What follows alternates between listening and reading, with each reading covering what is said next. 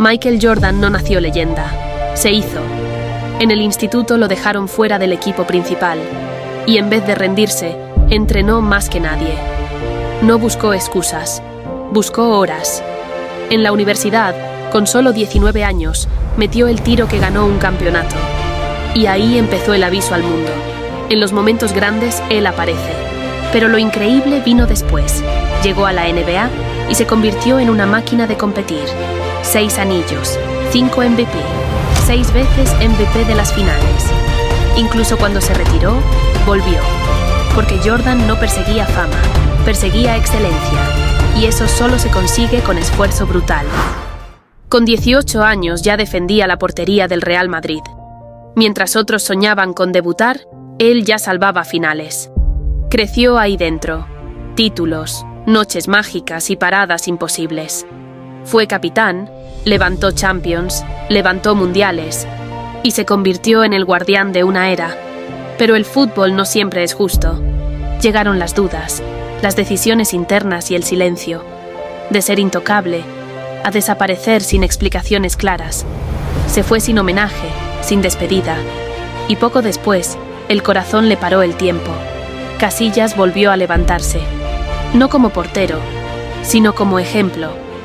Porque hay historias que no van de trofeos, van de aguantar cuando nadie te protege. ¿Cuántas veces has dado todo?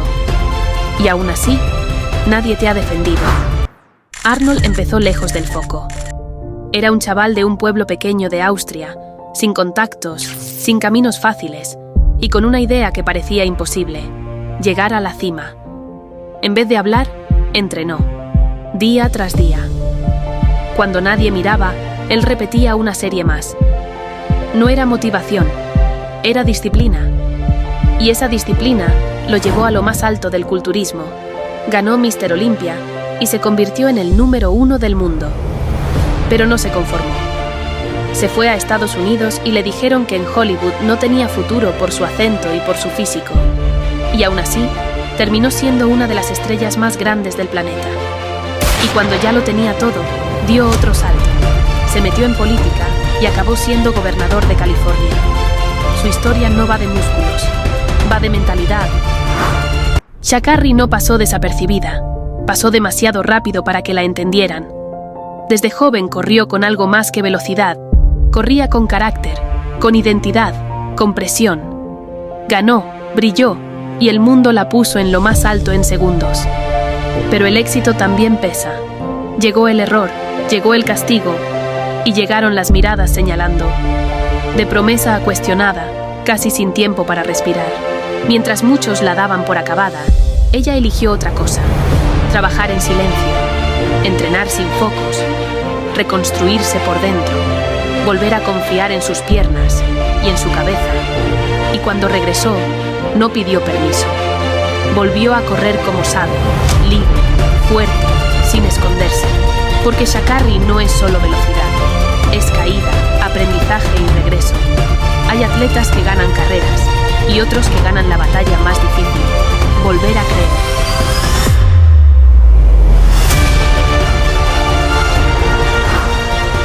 Mike Tyson no nació campeón, nació en el caos. Creció en un barrio duro de Nueva York, con problemas desde muy joven, y con una rabia que podía destruirlo. Pero apareció alguien que le cambió la vida: Cus D'Amato. Le enseñó boxeo, sí, pero sobre todo le enseñó disciplina, control y mentalidad. Tyson entrenaba como un loco, horas y horas, y convirtió su furia en precisión. Con solo 20 años, se convirtió en el campeón mundial de los pesos pesados más joven de la historia. Pero el éxito también pesa. Llegaron los excesos, los errores y las caídas. Aún así, su historia deja una lección clara. Cuando el trabajo y la mente se alinean, puedes tocar el cielo. Y si te pierdes, solo la disciplina puede traerte de vuelta. Luis Figo pasó de ser ídolo del Barcelona a convertirse en el enemigo número 1 del Camp Nou. Empezó desde abajo en Portugal, en el Sporting, y se ganó el respeto con trabajo, regate y disciplina. En Barcelona lo convirtió todo en arte: asistencias, desequilibrio y títulos. Era la cara del equipo. Pero en el año 2000 llegó el movimiento más polémico del fútbol. Se fue al Real Madrid, el rival directo, por un fichaje récord. Y ahí cambió todo, de héroe a traidor. Cuando volvió al Camp Nou, el estadio explotó. Insultos, objetos al campo y el momento más famoso, una cabeza de cerdo cerca del córner. Figo aguantó la presión y siguió ganando. Balón de oro, títulos y una era que marcó la historia. Porque lo de Figo no fue suerte, fue talento, cabeza fría y ambición. Kobe Bryant no fue solo talento, fue obsesión. Desde pequeño creció entre dos mundos, Estados Unidos e Italia, y ahí empezó a aprender disciplina y mentalidad. Cuando llegó a la NBA con 18 años, muchos decían que era demasiado joven, pero él lo tenía claro, quería ser el mejor. Se equivocó, falló, lo criticaron, y por eso entrenaba más que nadie. No entrenaba para jugar bonito, entrenaba para dominar. Años de trabajo, dolor y sacrificio le dieron 5 anillos y un legado eterno.